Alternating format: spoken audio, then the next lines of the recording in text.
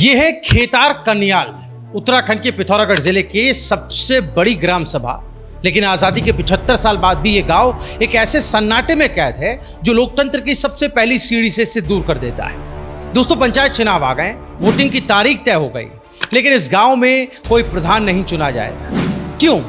क्योंकि यहाँ कोई महिला 8वीं पास नहीं है। जी हाँ, उत्तराखंड के डीडीहाट तहसील में स्थित खेतार कन्याल गांव की ये तस्वीर आज सोशल मीडिया पर वायरल हो रही है।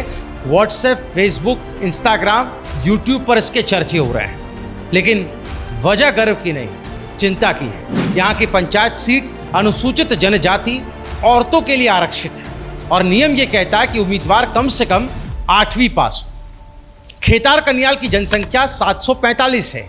चुनाव को लेकर काफी उत्साह है, लोग बदलाव चाहते हैं, लेकिन गांव का दुर्भाग्य ये कि कोई भी महिला 8वीं पास नहीं। नतीजा, ना कोई नामांकन, ना कोई चुनाव और ना कोई ग्राम प्रधान। इस पूरे मसले को समझने के लिए हमें जाना होगा गांव की जड़ों तक, यानी वनराजी जनजाति तक। जी हाँ, यही लोग रहते हैं यहाँ, वनराजी जनजाति। उत्तराखंड में 5 जनजातियां मूल रूप से निवास करती हैं। अन्य सभी को छोड़कर सिर्फ वनराजी जनजाति ही ऐसी है जो सबसे पिछड़ी और सबसे कम जनसंख्या वाली। ये जनजाति उत्तराखंड के अंतर्राष्ट्रीय सीमा पर स्थित पिथौरागढ़ और चंपावत जिले के दूरस्थ जंगलों के बीच बसे गांव में रहती है। इसके अतिरिक्त नेपाल के पश्चिम अंचल में भी इनके हमें कुछ छोटे गांव दिखते हैं। हालांकि इनकी सर्वाधिक आबादी पिथौरागढ़ जिले में है, जहां पर डीडीहाट, धारचूला और कनाली छीना विकास खंडों में इनके करीब 8-10 गाँव हैं। वनराजी जनजाति जंगलों में रहने वाली जनजाति है जिन्होंने अपनी पीढ़ी गुफाओं में भी बिताई है। अब धीरे धीरे इनका रहन सहन तो अन्य लोगों जैसा होने लगा, लेकिन अभी भी ये जनजाति विकास की मुख्य धारा से कोसों दूर है। 5 जनजातियों में से सबसे कम जनसंख्या वाली इस जनजाति के संरक्षण के लिए तमाम संगठन प्रयास कर रहे हैं। इन पर हुए शोध के मुताबिक इस जनजाति के लोगों की औसत आयु 50 से 55 साल है। पिथौरागढ़ जिले में करीब 1500 लोग ही इस जनजाति में हैं। साक्षरता दर भी इस जनजाति के लोगों में काफ़ी कम है, जिस वजह से सरकार ने इन्हें सरकारी नौकरी में विशेष आरक्षण तो दे रखा है, लेकिन उसका फायदा भी इन्हें नहीं मिल पाता और सरकार की तमाम जन कल्याणकारी योजनाएं भी यहाँ धरातल पर कम ही दिखाई देती। तो सवाल ये है कि क्या आरक्षण बना है बाधा? हैरानी की बात यह है कि जिस आरक्षण को सामाजिक न्याय का साधन माना गया, वही खेतार कन्याल के लिए बंद दरवाजा बन गया। इसे भी समझ लीजिए। कानून कहता है कि सीट जो है वो एसटी महिला के लिए आरक्षित है। शैक्षणिक योग्यता न्यूनतम 8वीं पास तय की गई। अब हकीकत क्या है ये भी जान लीजिए। यहाँ कोई महिला शैक्षणिक योग्यता पर खरी नहीं उतरती, यानी कोई भी महिला 8वीं पास नहीं। नतीजा ये है कि कोई नामांकन नहीं होगा, कोई चुनाव नहीं होगा, ग्राम सभा में कोई मुखिया नहीं होगा, प्रधान नहीं होगा।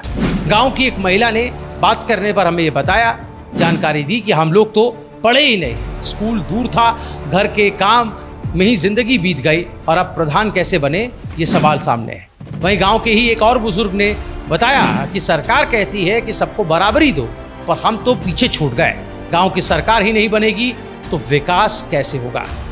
दोस्तों, ये सिर्फ एक गांव की कहानी नहीं है, ये उस सिस्टम की भी कहानी जो समानता के नाम पर कुछ को पीछे ही छोड़ देता है। सरकार कहती है शिक्षा दो, आरक्षण दो, लेकिन क्या ये सवाल नहीं बनता कि पहले बुनियादी सुविधाएं दी गई क्या? इन सब के बीच वनराजी जनजाति के सामने मौजूदा वक्त में क्या क्या समस्याएं हैं, ये भी जानना जरूरी है, क्योंकि इन समाधान होगा तभी इनका भविष्य भी सुरक्षित होगा।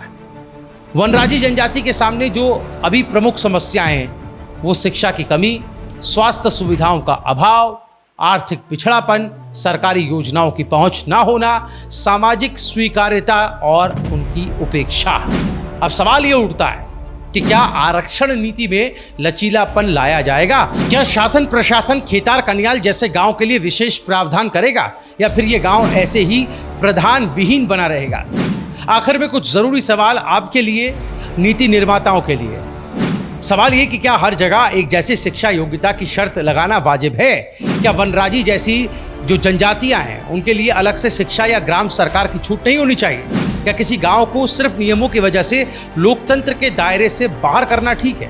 क्या सरकार को ऐसे मामलों में तत्काल हस्तक्षेप नहीं करना चाहिए?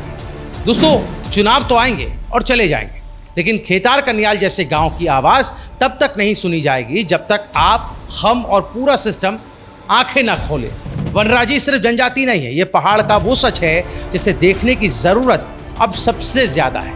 आप भी चाहते हैं वनराजी जनजाति की ये आवाज़, उनकी ये मांग, उनकी ये समस्याएं सरकार तक पहुँचे, ये आवाज़ सरकार तक पहुँचे, तो इस वीडियो को ज़्यादा से ज़्यादा शेयर करें ताकि खेतार कन्याल को भी उसका अपना एक प्रधान मिल पाए। आप देख रहे हैं रायशुमारी। ऐसी खबरों के लिए आप अभी हमारे चैनल को सब्सक्राइब करें। नमस्कार।